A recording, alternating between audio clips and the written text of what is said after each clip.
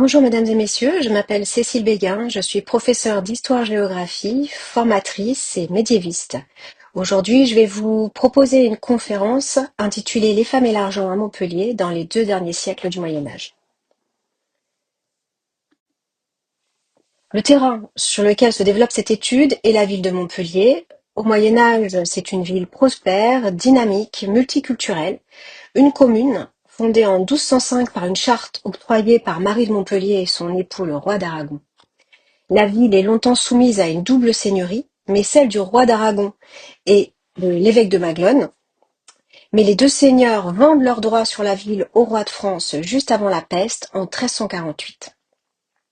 Le consulat est puissant jusqu'en 1330, puis il décline lentement jusqu'en 1380 sans pour autant disparaître. Il est animé par les élites bourgeoises et marchandes, mais toutes les catégories sociales y sont représentées. Et la ville compte, jusqu'en 1348, entre 35 et 40 000 habitants. Sur le plan économique, la ville bénéficie à la fois d'un artisanat de luxe à destination du marché international et du marché local, soutenu par de nombreux marchands spécialisés qui utilisent des techniques commerciales modernes. La circulation monétaire y est importante avant 1348 et des changeurs italiens, c'est-à-dire des banquiers, sont installés dans la ville. Après 1348, elle ralentit. On observe également dans cette ville une population agricole qui est très nombreuse, qui habite en ville, qui développe son activité dans les faubourgs ou dans les villages alentours. À partir de 1348, mais même déjà avant 1330, les premières disettes, la situation économique et sociale s'aggrave, les épidémies, la peste noire et puis la guerre de Cent Ans. Et cette situation difficile pour la ville et ses habitants va durer jusqu'en 1420 à peu près, amenant une division de la population par 2,5. Donc on est aux alentours de 15 000 habitants et la population s'appauvrit considérablement, les contrastes et les inégalités sociales se renforcent et on voit se modifier les pratiques familiales, les pratiques professionnelles et les pratiques successorales. Ça va donc être le contexte de mon étude. Alors les sources que j'ai utilisées pour travailler sur mon sujet, ce sont les notaires de la ville. Hein, certains s'intitulent notaires du consulat, d'autres notaires royaux, d'autres n'ont pas de distinction particulière. Et j'ai utilisé des registres compris entre 1293 et 1450.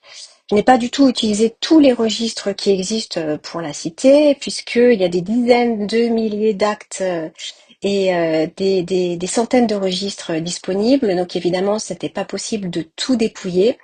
J'ai constitué un corpus de 2300 actes avec comme critère de choix le fait qu'ils impliquent des femmes sous une forme ou sous une autre. Et j'ai gardé tous les actes que j'ai rencontrés pour le XIVe siècle, la fin du XIIIe et le XIVe siècle. Et puis à partir de 1400, j'ai effectué des sondages une décennie sur deux. Je me suis arrêtée en 1450, j'aurais pu aller plus loin. Il m'a semblé que à cette date-là, on atteignait une sorte de palier dans les comportements économiques des populations. Autre type de documentation qui m'a été utile, le petit thalamus, dans lequel j'ai été puiser les actes officiels dont j'avais besoin, en particulier bien sûr les coutumes, mais aussi les statuts de métier, les ordonnances municipales, bref, tout ce qui me permet de comprendre le contexte municipal de la cité et des populations. Alors mon exposé de ce jour est centré sur la question de l'argent, les femmes et l'argent. C'est bien sûr un sujet qui se veut provoquant, mais pas tant que ça. Parce que l'argent, et plus largement le patrimoine et ses fruits, sont au cœur de la documentation notariée. Puisqu'il s'agit, dans un acte notarié, de mettre par écrit pour en garder la trace, dans un cadre juridique précis, ici c'est le droit romain et les coutumes urbaines, la nature et la valeur des transactions qui sont effectuées par les habitants sous la forme d'argent, de biens immobiliers, de marchandises, de services, de travail, et que ces transactions aient lieu dans un cadre familial ou dans celui du métier ou dans le cadre d'un échange immobilier ou d'un échange commercial. Et ces actes sont valables à l'échelle de la cité, à l'échelle de la région et à l'échelle du continent. Donc, la société montpelliéraine nous apparaît à travers un prisme le prisme de ces transactions financières et immobilières, et ces transactions qui sont aussi professionnelles, j'en parlerai pas trop aujourd'hui, mais aussi symboliques. Et donc, ces transactions sont codifiées, elles sont juridiquement encadrées, et les individus, les hommes, les femmes, les familles sont les acteurs et les actrices de ces transactions. Donc les notaires qui sont dans ces actes les personnes qui maîtrisent le droit et qui maîtrisent les formulaires notariés garantissent la valeur, la validité des actes et on va le voir, laisse une grande place aux pratiques et aux choix des populations. Donc ce sont bien ces pratiques des populations que je vais confronter au droit et qui m'intéressent. Du coup, les problématiques auxquelles je vais essayer de répondre sont les suivantes. Quelle place occupent les femmes dans cette économie urbaine dynamique puis en crise? Dans quelle mesure ont-elles accès à l'argent? Comment les populations montpelliéraines parviennent-elles, avec les notaires, on va le voir, à contourner les interdits normatifs pour impliquer les femmes à l'activité économique urbaine? Et donc là, on abordera la notion d'agentivité. Et enfin, troisième question, en quoi la crise des 14e, 15e siècles a-t-elle influencé cet accès à la capacité des Montpelliérains et des Montpelliéraines surtout à gérer leur argent? Un minuscule point technique avant de démarrer, je vous ai donné les équivalences de monnaie qui avaient usage à Montpellier sur la période que j'étudie. Donc ce que vous devez bien retenir, c'est que la livre tournois, le sous-tournois, le denier tournois sont des monnaies de compte, et que le florin, l'écu, le mouton, l'agnelle, le marc sont des monnaies réelles. Et donc il faut convertir les monnaies réelles pour obtenir la valeur en livre tournois. Donc vous verrez que dans les actes notariés, on a parfois des sommes qui sont formulées en livre tournois et parfois qui le sont en florin, en écu, en mouton, ça dépend des époques. Et cette conversion, enfin le taux de conversion, vous l'avez sous les yeux, il est bien connu des historiens. Pardon. Alors pour démarrer, nous allons voir comment les Montpelliéraines accèdent à l'argent. Et une première façon pour elles d'accéder à l'argent, ce sont les prestations matrimoniales. Et nous verrons que finalement, les moments où les femmes accèdent à l'argent correspondent à des moments différenciés de leur cycle de vie. Alors d'abord, il faut savoir que ces prestations matrimoniales, elles vont s'inscrire dans un type de régime matrimonial qui s'appelle le régime dotal. Ce régime dotal, il est dominant en Languedoc à partir de la fin du XIIe siècle, le début du XIIIe siècle, et puis il va s'imposer tranquillement, mais de façon assez inexorable, au point que, à l'époque qui nous occupe, il est inimaginable pour une femme de se marier sans dot. Donc les parents donnent à leur enfant, à leur fille, une dot qui correspond à une part du patrimoine paternel et maternel, et normalement cette part les exhérède, c'est-à-dire que une fois qu'elles ont reçu et fait quittance de leur dot, elles n'ont plus le droit de réclamer rien du tout sur les biens de leurs parents au moment de leur mort. Voilà, ça c'est le régime dotal. Il faut savoir aussi que à Montpellier, donc on fait souvent le choix des garçons comme héritiers, mais que un garçon peut également être doté, c'est-à-dire que les parents ne vont pas léguer systématiquement leurs biens à tous leurs garçons. Et donc le régime dotal, c'est un régime qui s'applique aussi aux garçons. Et donc ça c'est très intéressant et qui de la même façon exhérède les garçons dotés de la succession de leurs parents. Alors on va démarrer avec un acte que j'ai volontairement choisi très simple.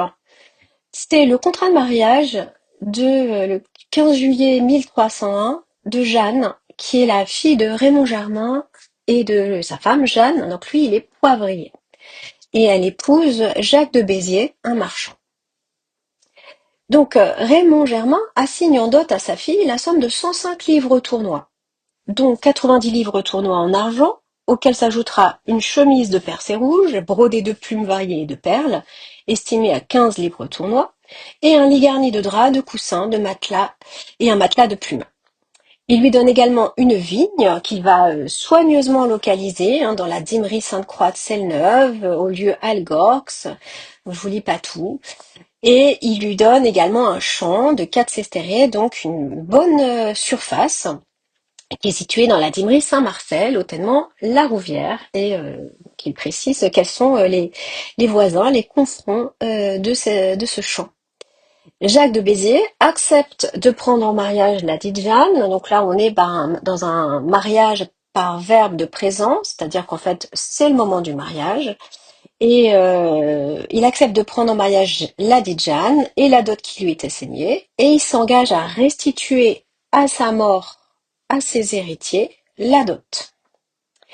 Et il attribue à Jeanne une somme d'argent, un augment total de 10 livres tournois.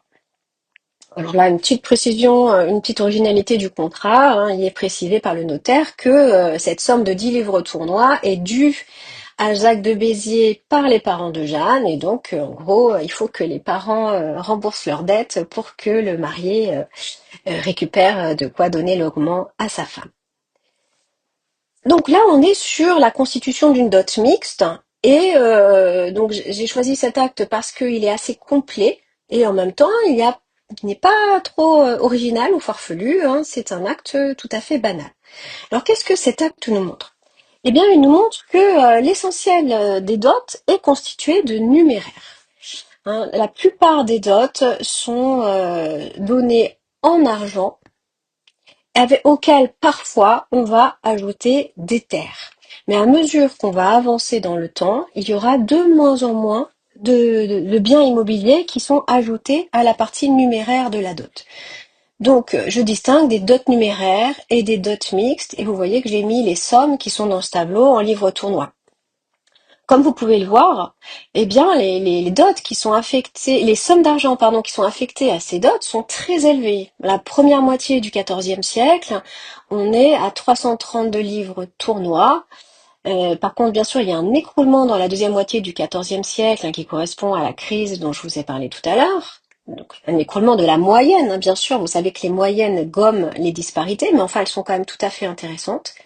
Et puis, on voit qu'au XVe siècle, la moyenne remonte à un niveau tout à fait honorable pour les dots féminines, à 122 livres tournois.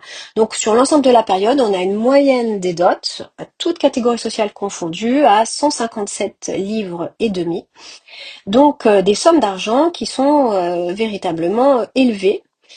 Et je vous ai mis dans une autre colonne la part numéraire des dots mixtes, c'est-à-dire je me suis demandé si lorsque les parents donnaient des terres ou des vignes en plus à leurs filles, est-ce que du coup ils diminuaient la part numéraire, et peut-être que lorsqu'il y a des biens immeubles, la part de numéraire est un peu moins forte, mais ce n'est pas du tout frappant lorsqu'on regarde la colonne.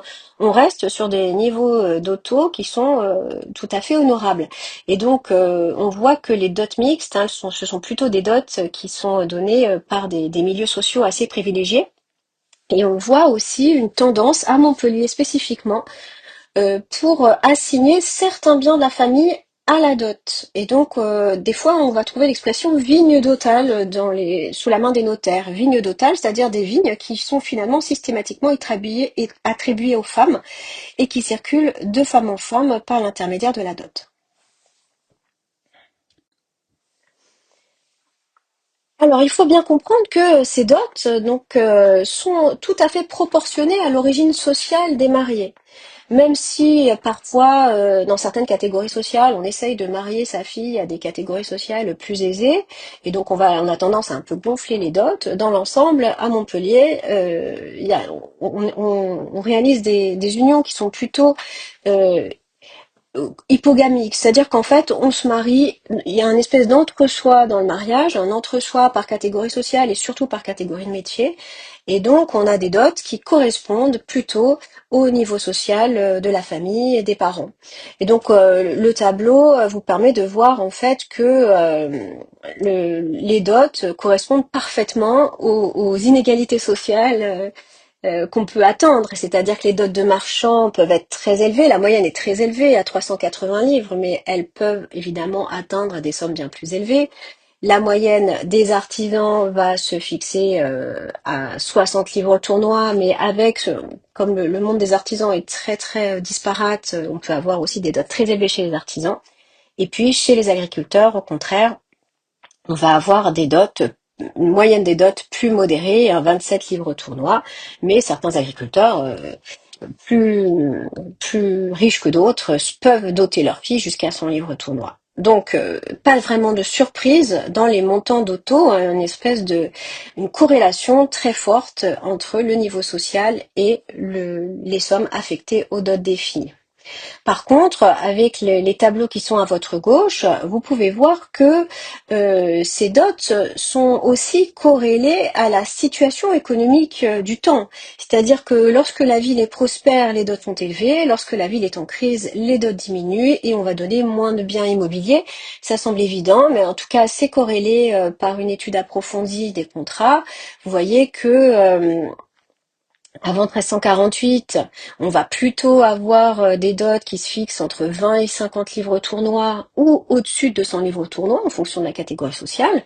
Et par contre, sur la phase 1360-1399, eh bien, on a 70% des montants d'auto qui sont inférieurs à 50 livres tournois. Donc, il y a vraiment une dégringolade qui correspond à la situation économique des populations. Et puis, on voit bien qu'à partir du XVe siècle, ça reprend doucement. On a encore beaucoup de petites dots, mais les montants d'auto commencent à augmenter, à repasser la barre des 50 livres. Et puis, autour de 1450, eh bien, on a à nouveau un panel qui est assez large et qui montre que la situation des familles est bien meilleure. Si on fait la moyenne sur l'ensemble de la période, vous voyez, plus de la moitié des montants d'auto supérieurs à 20 livres tournois. Ils sont compris entre 20 et 100 livres tournois, ce qui correspond au niveau moyen de vie de la population montpelliéraine.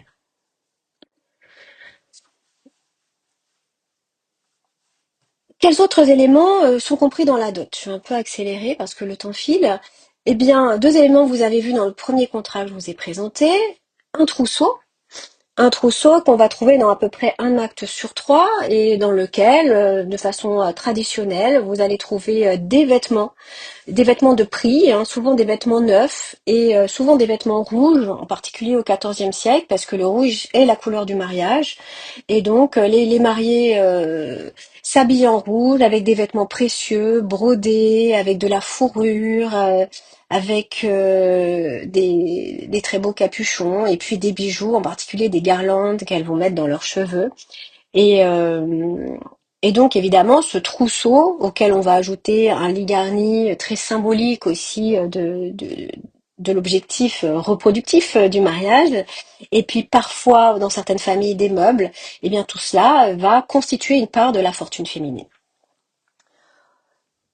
Autre élément qu'on trouve dans le contrat, un augment total, c'est-à-dire un contre-don qui est donné par le mari et qui reviendra à sa femme après sa mort et qui normalement lui l'aidera à avoir une vie un petit peu plus confortable, même si le contre-don est relativement bas et on pense que ça peut pas aider les femmes, les veuves à vivre très longtemps. Mais il a le mérite d'exister.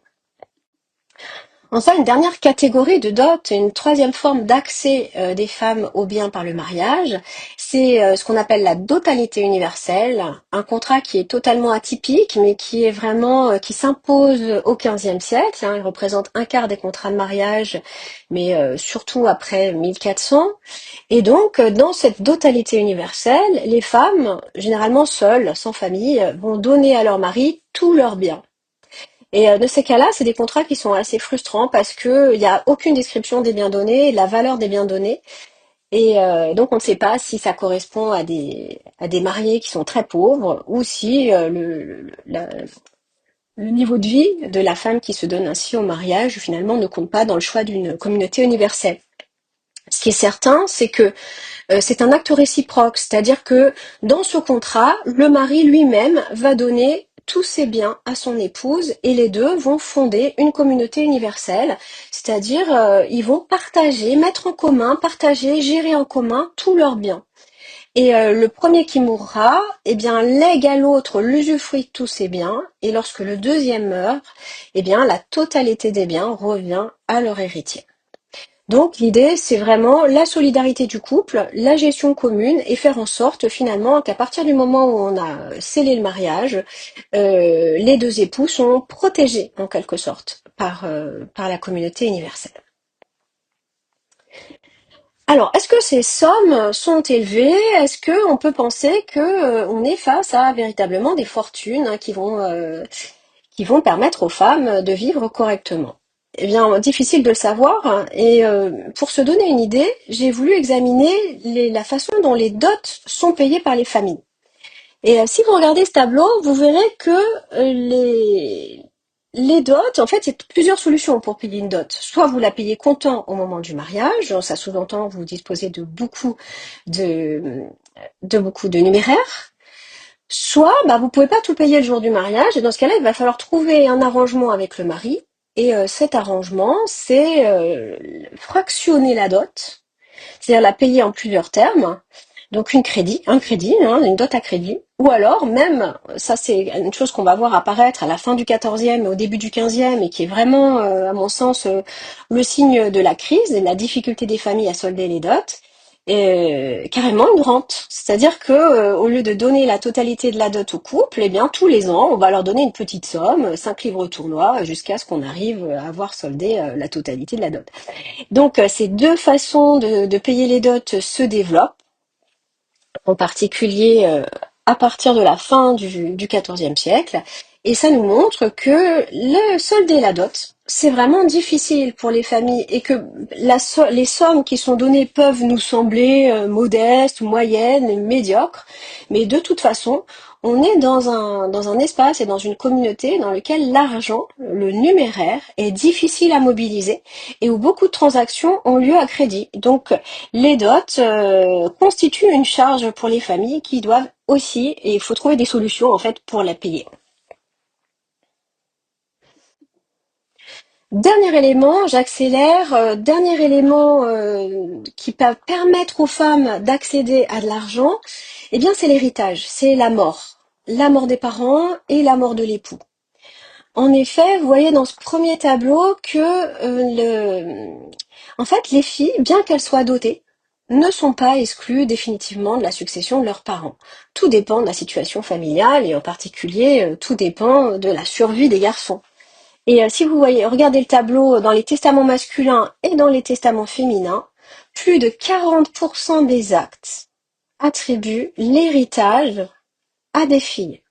Donc soit une fille, soit plusieurs filles, hein, on a des situations de cohéritiers, mais en tout cas, on a plus de 2 actes sur 5 qui vont attribuer l'héritage aux filles. Donc ces filles ont été dotées, ou alors elles n'ont pas été dotées, dans ce cas-là, elles ont d'autant plus de légitimité à devenir héritières, mais même lorsqu'elles ont été dotées, s'il n'y a pas de garçons pour les concurrencer, elles héritent. Et de toute évidence, avec la mortalité des 14e, 15e siècles, eh bien, il arrive très souvent que dans les successions, il n'y ait que des filles. Et donc, les filles accèdent à l'héritage de leurs parents. Et donc, ça va constituer pour elles des biens propres.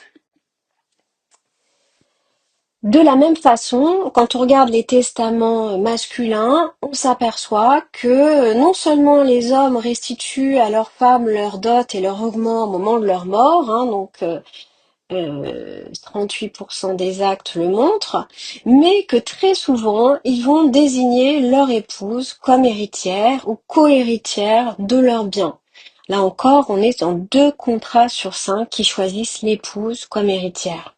Et enfin, troisième situation possible, les épouses peuvent être usufruitières des biens de leur mari, c'est-à-dire qu'elles vont en jouir, en disposer jusqu'à leur mort, et l'héritier ne pourra récupérer ses biens que lorsque les 2 membres du couple seront morts. Donc en fait, dans les 3 situations, on s'aperçoit qu'on va donner aux femmes accès à des biens, soit leurs biens d'auto systématiquement, mais aussi les biens de la famille, les biens du mari, qu'elles vont devoir continuer à gérer, à faire fructifier jusqu'à leur mort.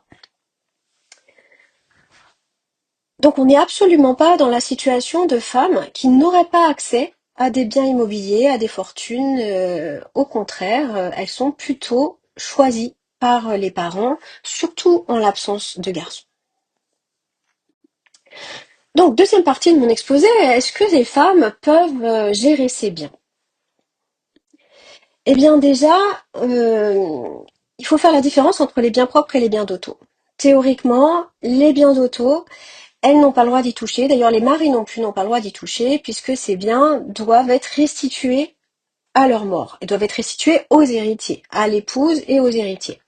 Mais bien sûr, on peut se dire, mais pourtant ces biens, ils méritent qu'on les fasse fructifier. Et ça, là-dessus, tout le monde est d'accord. Donc comment faire pour faire fructifier ces biens sans les aliéner et sans prendre de risques? Ça, c'est une vraie question. Deuxième élément important, c'est que les femmes, théoriquement, dans le droit romain, n'ont pas le droit d'agir.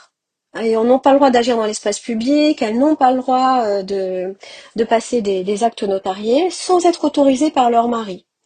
Donc, on voit que très souvent, dans les actes notariés et dans les actes de gestion, le crédit, etc., elles sont autorisées. Et ce qui va leur permettre finalement d'agir de façon libre sur leurs biens. Et enfin, troisième élément important avant de démarrer, c'est que théoriquement, les biens féminins sont protégés. Ils sont protégés par le droit romain. Et donc, il faut trouver un moyen de laisser les femmes agir. Et donc, pour cela, elles sont obligées de renoncer à la protection.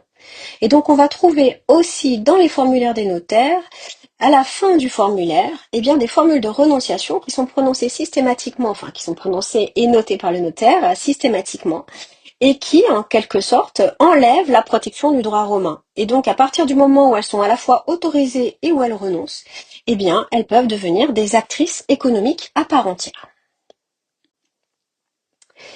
Alors, comment est-ce qu'on voit agir les femmes sur leurs biens? Eh bien déjà, vous voyez, ce premier tableau vous permet de voir la part des femmes dans la gestion des biens fonciers. Ce qui est intéressant, c'est de voir d'abord l'importance des ventes, hein. Énormément de femmes participent à des ventes et vendent leurs propres biens. Soit elles les vendent seules, qu'elles soient veuves ou mariées, soit elles participent à des ventes qui sont faites par leur mari, ou alors elles sont présentes lorsque le mari va aliéner des biens qui leur appartiennent, en particulier des biens d'auto. Et donc, déjà, ce qui est très surprenant, c'est la part et la présence féminine dans ces contrats de gestion foncière. Vous voyez, j'ai relevé 579 contrats dans lesquels elles sont présentes, et sur ces 579, 275 ventes. Vous remarquerez aussi qu'il y a d'autres types d'actes qui sont véritablement très investis par les femmes, des achats bien sûr, des locations, hein, pour faire fructifier ces biens, les biens, soit les terres ou les immeubles, il faut les louer. Et puis des biens qui sont donnés en ACAP, c'est-à-dire des biens dont elles peuvent être seigneuresses, et donc elles vont donner en ACAP ces biens pour être exploités par d'autres habitants. Un petit exemple, Claire, fille de feu Jean Forez, licencié en droit, épouse d'Étienne Charles, pardon, licencié en droit, habitant Nîmes, procuratrice de son fils, Forez de Morat, qui est changeur, vend à Jean Bandat, savetier de Montpellier, sous la directe de l'évêque de Maglone, une maison leur appartenant, située à Montpellier, confrontant maître Jean d'Issel, notaire, elle-même, et Lola épiscopale, etc., etc. Elle vend cette maison pour 20 moutons d'or, et elle s'oblige sur les biens de son fils et sur ses biens, et renonce au privilège de protection des biens d'auto, c'est-à-dire que elle est obligée de renoncer pour avoir le droit d'agir. Et donc plein de choses sont très surprenantes dans cet acte. D'abord le fait qu'elle ne se dit pas autorisée, mais c'est possible qu'elle ne soit pas autorisée parce qu'elle est procuratrice des biens de son fils. Et là, eh bien, il y a plein d'éléments très intéressants. Le fait que son fils est l'héritier du grand-père, mais qu'elle-même est nommée procuratrice, soit par le grand-père, soit par son fils lui-même qui est absent. La capacité d'agir de cette femme. Et puis le fait que, de toute évidence, elle possède un énorme patrimoine immobilier à l'intérieur de la ville, un patrimoine hérité de son père, et puis peut-être aussi issu de sa dot. Alors, quelle est la situation familiale et l'origine professionnelle de ces vendeuses sur lesquelles nous allons nous concentrer? Eh bien, en fait, toutes les situations professionnelles sont concernées, c'est-à-dire que le fait de vendre ou d'acheter ne correspond pas à une catégorie sociale, mais en fait, l'ensemble de la population est engagée dans ces actes de gestion de gestion foncière, hommes, femmes. Hein, vous voyez que là, j'ai créé trois catégories pour simplifier, les commerçants et les banquiers, le groupe énorme des artisans et celui des métiers ruraux. Et vous voyez que finalement, il y a un équilibre qui se forme entre les trois catégories sociales, les artisans étant les mieux représentés. Mais c'est aussi ceux pour lesquels j'ai eu le plus de contrats. Et donc, on voit bien que quelle que soit la situation familiale des femmes, qu'elles soient célibataires, veuves, mariées, eh bien, elles participent à la gestion de ces biens. Je me suis demandé si les biens qui étaient vendus par les femmes étaient des biens d'auto ou des biens propres. Et j'ai pas vraiment trouvé la réponse. C'est-à-dire que sur l'ensemble des biens que j'ai utilisés, les 275 actes de vente, eh bien, je ne connais la provenance des biens que dans 51 cas. Et on voit que la plupart des actes qui sont gérés par les femmes ou par les couples sont les biens propres féminins, mais plutôt les femmes seules sur les propres et les couples sur les biens d'auto. Mais ce qui est intéressant, c'est de voir que les biens d'auto sont quand même gérés, ils sont quand même, ils font partie de la gestion foncière des familles. Et aussi, ce qu'on voit, c'est que les biens propres féminins font véritablement l'objet d'une mise en valeur en fait par les femmes et qu'on leur laisse la main sur leurs biens, chose pour lesquelles les historiens du droit, à trop vouloir regarder uniquement le droit et les coutumes, ne l'ont pas vu. C'est-à-dire que quelles que soient les règles qui soient établies pour contrôler l'action des femmes, on voit très bien dans les actes fonciers qu'en fait les femmes ont la main sur leurs biens propres et qu'elles les gèrent et qu'elles sont parfaitement capables de les gérer. Alors j'accélère parce que j'aimerais en arriver à ma dernière partie, mais juste pour vous montrer rapidement que dans les patrimoines qui sont possédés par les femmes et qu'on voit circuler dans la ville, eh bien, les femmes possèdent surtout des maisons. Des maisons et des vignes, c'est l'essentiel de leur patrimoine. Celles qui vont posséder des champs et puis des ouvroirs, des tables de boucherie, c'est-à-dire des bâtiments industriels, elles existent, mais elles sont quand même moins nombreuses. On les voit quand même dans la documentation, en particulier dans les actes de location, mais la location de maison et la location de vignes, c'est quand même l'acte le plus commun. Voilà, et le dernier élément à considérer, c'est la valeur de ces biens. Quand on regarde la valeur des biens vendus, si on revient sur les maisons, on est à une valeur moyenne de 100 livres tournois, donc la valeur des vignes autour de 25 livres tournois. Donc c'est une valeur qui est tout à fait honorable là encore.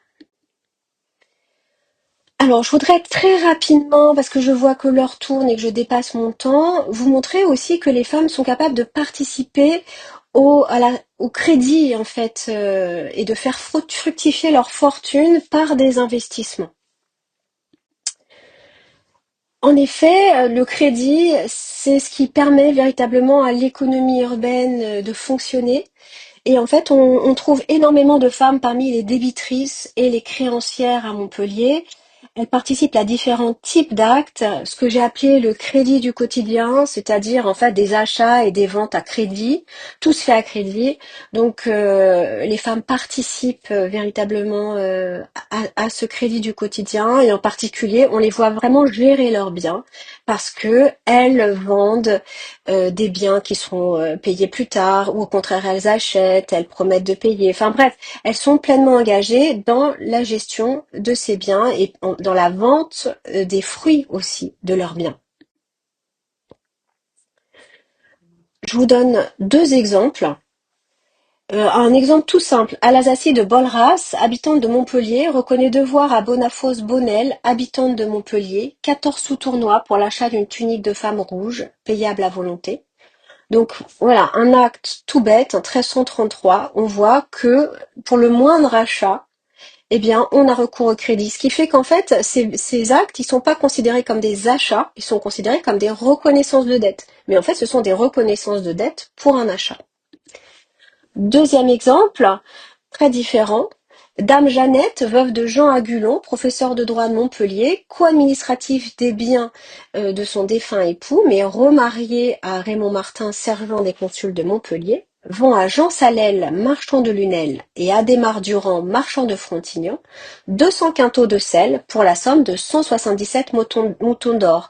Ils solderont cette somme en 3 fois, 20 moutons d'or ce jour, 80 moutons d'or le 17 janvier, 77 moutons d'or mi-février. Donc les deux acheteurs promettent de payer Jeannette aux dates prévues, ils s'obligent sur leurs biens, donc ils reçoivent le sel, ils vont le payer en 3 fois. On voit que l'acte est passé par le notaire et les témoins dans la maison de Jeannette. Et 3 mois plus tard, eh bien, Jeannette et son époux font quittance de la totalité de la somme qu'ils ont reçue.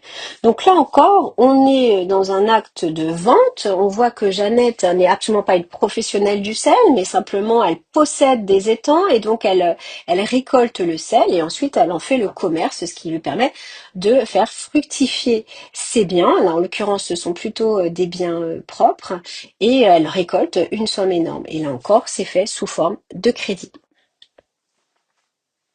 On voit aussi que les femmes participent à ce qu'on appelle le prêt-intérêt. Vous savez, ce prêt-intérêt, c'est ce prêt c'est un prêt interdit par l'Église, mais qui est très très pratiqué dans les villes médiévales parce que les populations en ont énormément besoin, en particulier au moment des périodes de soudure, c'est-à-dire les moments où la nourriture commence à manquer. Et c'est très intéressant de voir que à Montpellier, on a des femmes chrétiennes, des couples chrétiens, mais aussi des femmes juives dans la deuxième moitié du XIVe siècle et des hommes juifs qui participent à ce crédit indispensable pour les populations. Donc les femmes sont très impliquées, elles sont débitrices, c'est-à-dire qu'elles empruntent, elles font partie des emprunteuses, mais elles sont aussi créancières, elles font partie des populations qui prêtent avec intérêt. Dernière partie de cette présentation, la question des investissements. J'ai en effet découvert parmi ma documentation de véritables femmes d'affaires qui vont essayer de faire fructifier leurs capitaux pour gagner de l'argent en très grande proportion et très rapidement. Vous voyez dans ce tableau qu'il s'agit de très peu de contrats, malheureusement 19 contrats en tout pour 3 types d'actes, des commandes maritimes, commandes terrestres et des sociétés. Vous remarquerez que la plupart de ces contrats vont plutôt se situer sur la période avant 1349, même s'ils ne disparaissent pas complètement dans la deuxième moitié du siècle et on les voit encore réapparaître dans la première moitié du XVe siècle, mais beaucoup moins nombreuses. Donc de quoi s'agit-il ?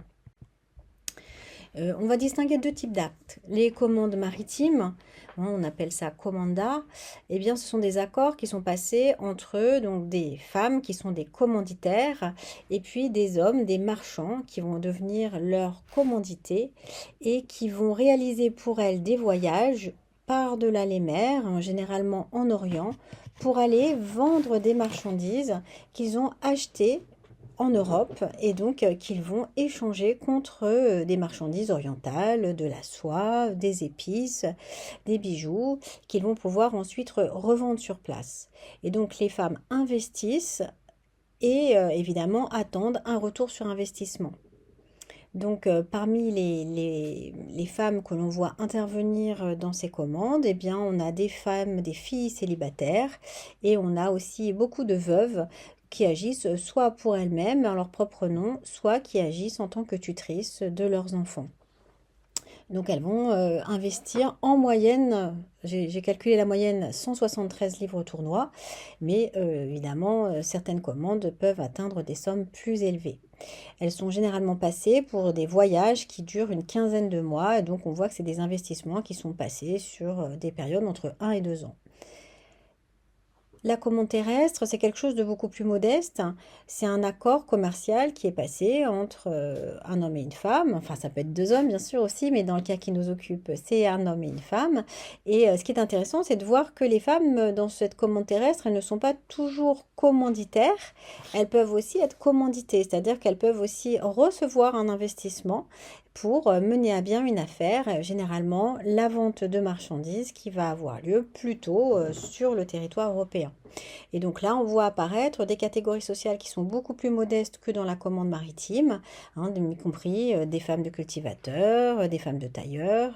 Et on voit bien que là encore, elles recherchent un investissement qui va leur permettre de gagner plus facilement, on va dire, ou des sommes plus élevées que d'autres types d'investissements. Et elles peuvent, elles aussi, donc, être la personne qui va aller mener l'affaire et qui va rapporter de l'argent à un commanditaire qui aurait investi. Dans ces cas-là, dans la commande terrestre, les risques et la répartition des bénéfices sont assez peu apparents. En fait, les contrats sont très simples et ne nous laissent pas bien comprendre comment se répartit le capital et le bénéfice. Alors que dans la commande maritime, au contraire, on sait très bien qui investit quoi, qui fait quoi et combien ça va rapporter à chacun. En général, on est sur 2 tiers, 1 tiers, 2 tiers pour les investisseuses et 1 tiers pour le marchand qui a fait le voyage. Donc, je vous ai donné 2 exemples. Un exemple de commande maritime qui date de 1301. Bertrand d'Orlac, marchand, reconnaît à ses sœurs Blanche et Jeanne avoir reçu en commande 260 livres tournois qu'il a employés à acheter des draps de lin de France qu'il va aller négocier par terre et par mer, donc à Chypre et en Arménie, à la fortune de Dieu, dit-il, et avec risque et profit commun. Donc ça veut dire que les 3 ensemble prennent le risque de cet investissement. Par contre, les bénéfices seront partagés à égalité entre le frère d'un côté et les 2 sœurs de l'autre. Voilà, donc commande typique, même si elle est scellée, vous voyez, entre 3 enfants d'une même famille.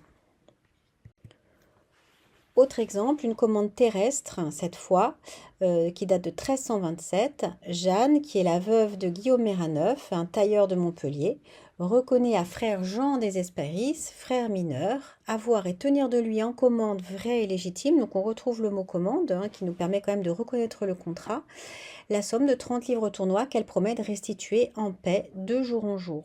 Donc ça veut dire que Jean des Hespéris a investi dans le commerce de Jeanne et donc elle va pouvoir, avec cette somme, acheter des marchandises et essayer de les revendre avec profit et lui reverser sa part. Troisième type de contrat, c'est ce qu'on appelle une société, un contrat de société, c'est-à-dire un contrat par lequel des personnes s'associent. Et donc en l'occurrence, ça c'est des hommes et des femmes, souvent là encore des veuves tutrices ou non tutrices, qui s'associent pour faire des affaires ensemble.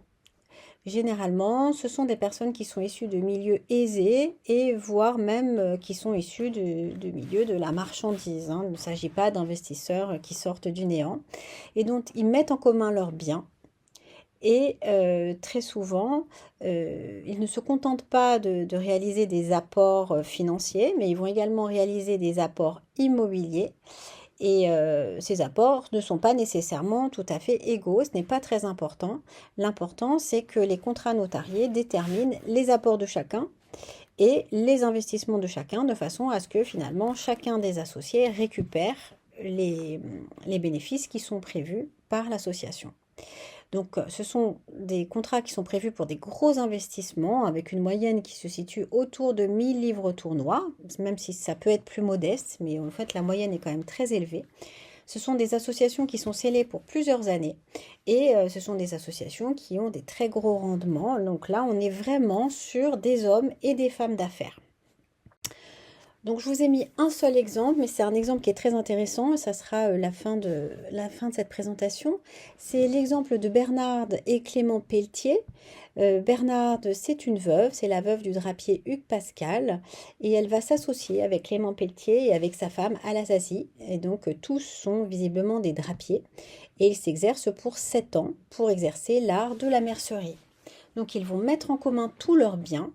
Et on apprend là que Bernarde a racheté presque l'ensemble du capital immobilier de son mari décédé et qu'elle va aller l'investir dans l'association, y compris sa dot, ses bijoux, la totalité de ses biens. En fait, il y a seulement un lit qu'elle va conserver à l'extérieur de l'association. Et donc la valeur globale de cet investissement se situe aux alentours de 985 livres tournois. Et donc on peut imaginer que Clément va réaliser à peu près le même investissement. Donc, je vous ai mis pour illustrer cette diapo la marque de Bernard. Vous voyez, c'est un B et c'était la marque qui était posée sur les marchandises qui étaient exportées par la société. Et donc, le couple et la veuve vivent ensemble dans l'une des maisons qui a été apportée à l'association. On sait par ailleurs qu'ils ne vivent pas seuls, hein. Ils ont des dizaines de domestiques, des servantes qui sont très régulièrement embauchées par Bernard et on les voit réaliser d'énormes investissements pour exporter de la draperie par-delà les mers ou alors de la draperie dans des commandes terrestres. Hein, on a des investissements qui sont aux alentours, enfin qui sont supérieurs à 1000 francs ou 1000 livres tournois.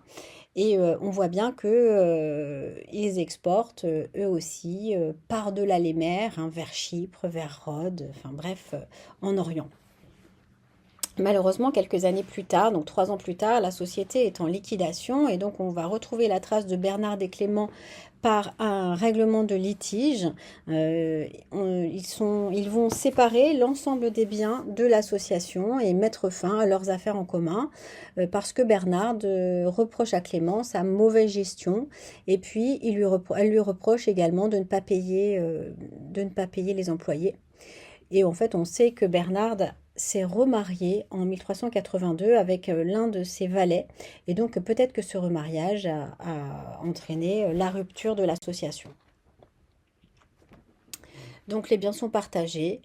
Le partage très précis des biens, mais aussi des dettes et des créances de chacun, va nous permettre d'estimer la fortune de Bernard et de son nouveau mari aux alentours de 3000 livres tournois. Cette séparation ne va pas du tout empêcher Bernard de continuer à faire des affaires. Au contraire, avec son nouveau mari, elle va continuer à prospérer et à investir. Et on retrouve des traces d'elle encore jusqu'en 1399, qui réalise des affaires et puis qui embauche aussi des servantes, des valets, etc. Donc rien ne change en fait dans le mode de vie de Bernard du fait de sa séparation. Et j'ai retrouvé un document dans le Compois Sainte-Croix en 404. C'est une estimation du patrimoine de Pons d'Arras, qui est donc le nouveau mari de Bernard. Elle n'est pas citée dans cet extrait du Compois parce que généralement, les biens des couples sont cités uniquement avec le nom du mari. Vous voyez, ça aussi, c'est une forme d'invisibilisation. Mais évidemment, on ne sait pas si Pons, à cette date-là, est veuf ou si Bernard est toujours vivante. Malheureusement, on n'a aucun moyen de le savoir. En tout cas, ce qui est certain, c'est qu'il déclare son patrimoine, hein, avec son manifeste associé à celui de son gendre. Donc on peut imaginer que Pons et Bernard ont eu une fille qu'ils ont mariée et ils continuent à faire des affaires avec le gendre. Et le total de leur alivrement se lève à 1500 livres tournois, ce qui correspond à une fortune d'à peu près 4000 livres tournois. Et j'avais estimé leur fortune en 1382 aux alentours de 3000 livres tournois. Donc vous voyez que déjà ça colle et ensuite qu'il est possible que le couple ait continué de prospérer durant les 20 années, hein, durant lesquelles les 20 années qui séparent en fait les deux dates. Voilà, je vais conclure. Donc j'espère avoir réussi à vous montrer que dans le cadre de cette cité patriarcale qui est Montpellier, le droit romain, dans un premier temps, cherche à protéger les femmes. Il cherche à les protéger de leurs propres faiblesses et puis il cherche à les protéger aussi de leur mari et donc à protéger leurs biens. Les coutumes urbaines, elles aussi, elles ont tendance à considérer que les femmes doivent rester soumises à l'autorité de leur père et qu'elles doivent rester aussi soumises à l'autorité de leur mari. Donc elles ne sont pas censées agir sur leurs biens. Et pourtant, on a vu des centaines d'actes notariés qui montrent au contraire que les femmes ont accès à des biens en dehors même de leur dot. Elles ont accès à des héritages. Les pères et les mères les désignent, et les maris les désignent comme gestionnaires, comme usufruitières et comme héritières des biens. Et on leur fait confiance également pour transmettre à leurs héritiers des biens qu'elles auront su faire fructifier. Et lorsqu'on va regarder les actes de gestion foncière, on se rend bien compte qu'elles sont tout à fait présentes, très souvent seules. Elles ne sont pas systématiquement aux côtés du mari, même lorsqu'elles sont autorisées, puisque l'autorisation, finalement, c'est quelque chose de très formel. Et donc, on les voit développer des compétences et des capacités vraiment parfois très précises ou très techniques pour gérer les biens et les faire fructifier, soit par des investissements, soit en embauchant des salariés, soit en donnant des terres en métayage. Enfin bref, elle maîtrise visiblement tous les moyens, les moyens de gestion foncière que maîtrisent également les hommes. Donc, ça, c'est un premier point. Deuxième point, on a vu aussi que les biens féminins semblent très importants pour les maris, c'est-à-dire qu'ils servent de caution aux actions économiques du mari, c'est-à-dire que les maris s'engagent sur les biens de leurs femmes alors qu'ils n'ont pas le droit de le faire. Alors comment est-ce que c'est possible? Eh bien, c'est possible parce que les notaires emploient le système des renonciations, c'est-à-dire que les femmes renoncent aux protections du droit romain et en renonçant, en quelque sorte, elles se libèrent de toute entrave à la capacité de gestion de leurs biens d'une part, mais aussi de toute entrave pour leur mari d'utiliser leurs biens comme caution. Et donc on peut imaginer aussi qu'il y a des femmes qui perdent leurs biens parce que les maris sont obligés de rembourser des dettes en utilisant leurs biens, puisqu'elles ont renoncé à cette protection.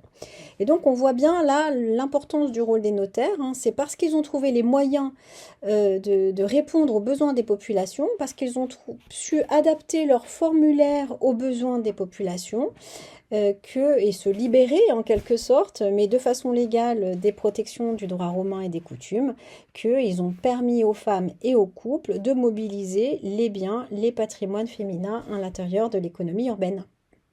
Et donc on voit bien qu'il y a une confrontation très importante entre le droit et la pratique. Et donc ça nous permet de comprendre d'une part pourquoi l'action des femmes a pu sembler longtemps invisible, hein, parce qu'on pensait que le droit interdisait aux femmes d'agir dans l'espace économique.